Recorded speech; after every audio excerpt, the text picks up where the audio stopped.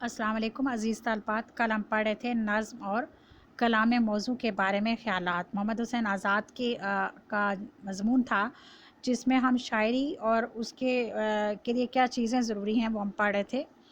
تو ہم نے یہاں تک کیا تھا کہ جو شاعر ہے گویا ایک مصور ہے، لیکن نہ وہ مصور کہ خر و اشتر، درخت و پتھر کی تصویر کاغذ پر کھینچے، بلکہ وہ ایسا مصور ہے کہ معنی کی تصویر صفحہ دل پر کھینچتا ہے۔ یعنی وہ مصور کی طرح نہیں ہے کہ اونٹ اور گدھے کی تصویر، درخت اور پتھر کی تصویر جو ہے وہ کاغذ پر بنائے گا، بلکہ وہ کیا کرتا ہے کہ جو انسان کے جذبات و احساسات ہیں ان کی تصویر جو ہے وہ اپنے الفاظ کے ذریعے عکس نقش کو اصل سے بھی زیادہ زیبائش دیتا ہے، یعنی کہ الفاظ کی صورت میں ہمارے سامنے پیش کرتا ہے، جس سے چیز جو ہے وہ زیادہ خوبصورت ہو کر ہمارے سامنے آتی ہے۔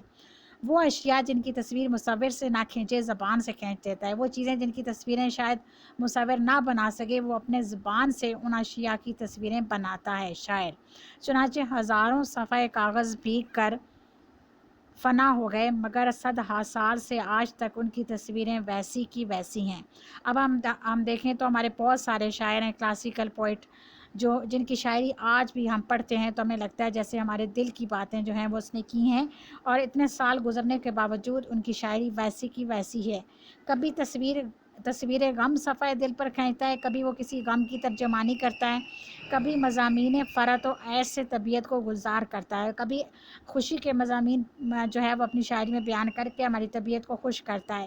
انتہائی مرتبہ ہے کہ جب چاہتا ہے ہنسا دیتا ہے، جب چاہتا ہے رلا دیتا ہے۔ شاعر بھی کہتا ہے کہ کیا مزے کا انسان ہے کہ جب چاہتا ہے وہ اپنی شاعری کے ذریعے ہمیں ہنسا دیتا ہے، اور جب چاہتا ہے ہماری آنکھوں میں آنسو لے آتا ہے۔ اہل عرب مارکہ قتل ہائے قتل میں رجز خوانی کرتے تھے۔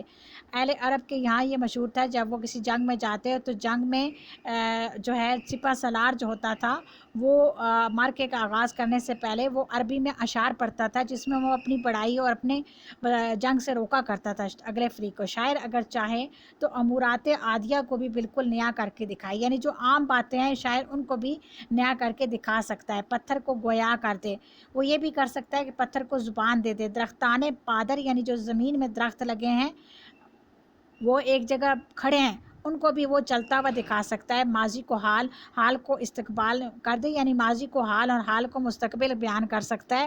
دور کو نزدیک کرے، زمین کو آسمان، خاک کو طلا، یعنی مٹی کو سونا اور اندھیرے کو روشنی میں بدل سکتا ہے۔ کس طرح بدل سکتا ہے؟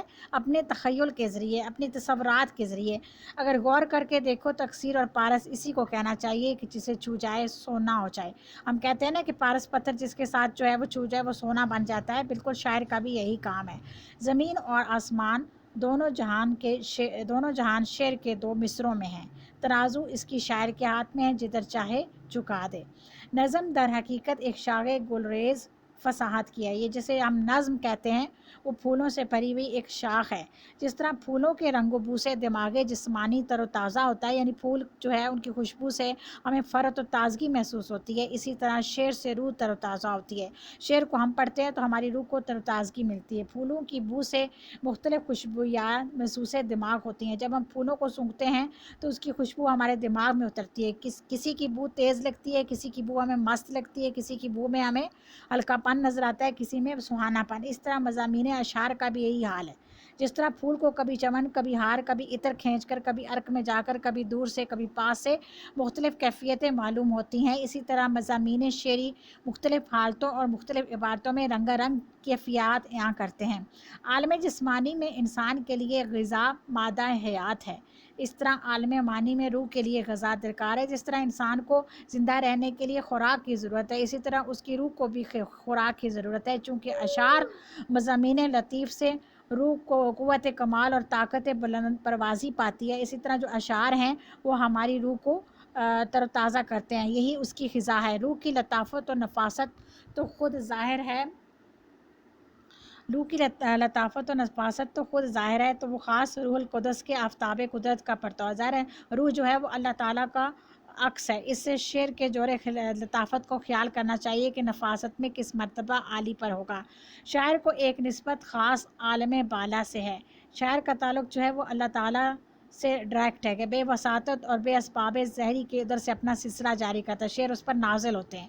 فی الحقیقت شعر ایک پرطور روح القدس کا اور فیضان رحمت الہی کا، جو شخص شعر کہتا ہے اس پر اللہ تعالیٰ کی خصوصی رحمت کا نزول ہوتا ہے۔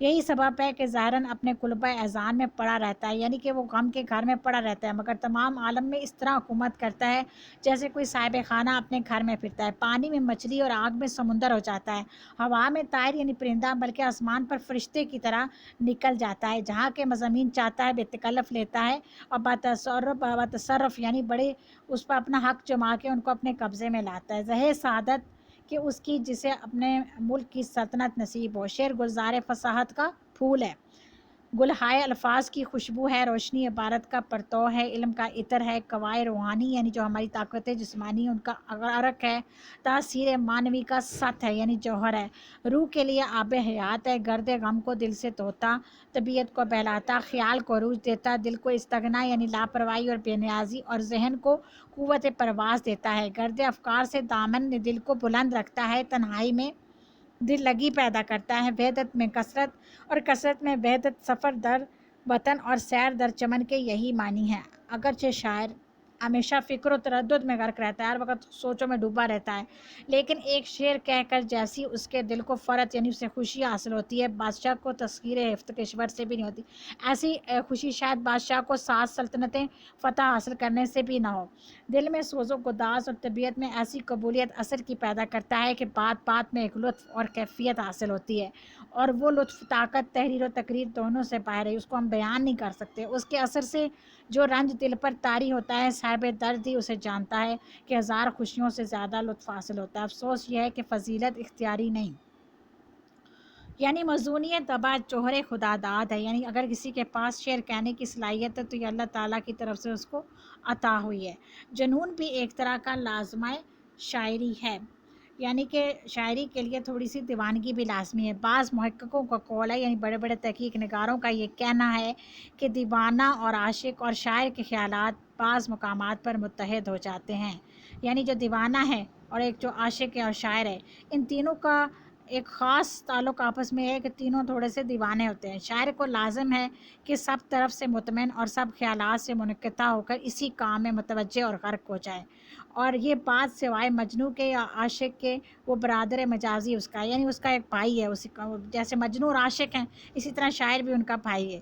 ہر ایک شخص ایسے نہیں، یہ کام ہر شخص نہیں کر سکتا۔ مجنوں کو اپنے جنون، عاشق کو معشوق کے سوا کچھ غرض نہیں۔ خدا یہ نعمت سب کو نصیب کرے۔ اکثر لوگ ایسے ہیں کہ جسمانی محنت سے مر کھپ کر انہوں نے لکھنا پڑھنا تو سیکھ لیا مگر لطف شعر سے بہرا نہیں۔ کچھ لوگ ایسے ہوتے ہیں جنہیں کہتے ہیں کہ ہمیں شعر سمجھ میں نہیں آتا، تو یہ اصل میں ان کے اندر اس سے جمالیات کی کمی ہے۔ اگر تمام عمر ضائع کریں تو ایک مصرع پردرد ان کی زبان سے نہ نکلے، وہ اپنی ساری زندگی گزار دیں تو شاید ایک شعر بھی اپنی زبان سے نہ کہہ پائیں۔ عزیز طالبات، یہ لیسن تھوڑا سا مشکل ہے، اس کو سمجھنے کے لیے مشکل الفاظ کی میننگ کی ضرورت ہے سمجھنے کی، اس لیے اس کو سمجھنے کے لیے تھوڑا سا آپ کو کوشش کرنی پڑے گی، تب یہ آپ کی سمجھ میں آئے گا۔ آج کا لیسن یہیں پہ اختتام کرتے ہیں، انشاءاللہ باقی اگلا لیسن کریں گے۔